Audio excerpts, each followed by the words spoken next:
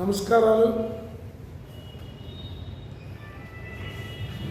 ఎన్నికల ముందు చంద్రబాబు నాయుడు గారు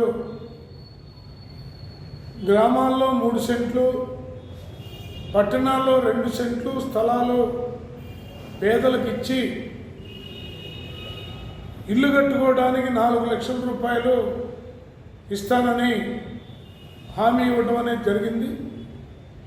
ఆ హామీని నిరుపేదలందరూ కూడా పూర్తి స్థాయిలో నమ్మి తెలుగుదేశం పార్టీకి ఓట్లేయటం కూడా జరిగింది. తదనంతరం దానికి సంబంధించినటువంటి ప్రాసెస్ పై స్థాయిలో స్టేట్మెంట్లు తప్ప ఆచరణలో ఇంకా దానికి సంబంధించిన పనులు ప్రారంభం కాలేదు.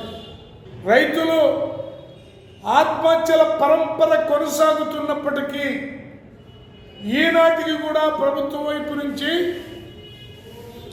కనీస స్పందన లేకపోవడం స్పష్టంగా కనపడుతూ ఉన్నది. 20,000 ఇవ్వకపోగా మిర్చి రైతులు ఆత్మహత్యలు చేసుకుంటూ ఉంటే వాళ్ళకి మినిమము 25,000 రూపాయలు ఇస్తే నష్టం లేకుండా, లాభం లేకుండా వాళ్ళు పెట్టిన పెట్టుబడికి సరిపోయేటటువంటి పరిస్థితి ఉంటే ఆ వైపున సిపిఐ రైతు సంఘం డిమాండ్ చేస్తూ ఉంటే చంద్రబాబు నాయుడు గారు 11,000 లోపు గనక కొంటే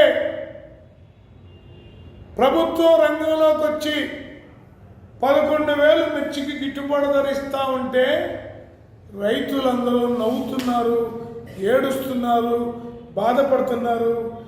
ఇదేమి ప్రభుత్వం అని చాలా ఇబ్బందికరంగా ఫీల్ అవుతూ ఉన్నారు.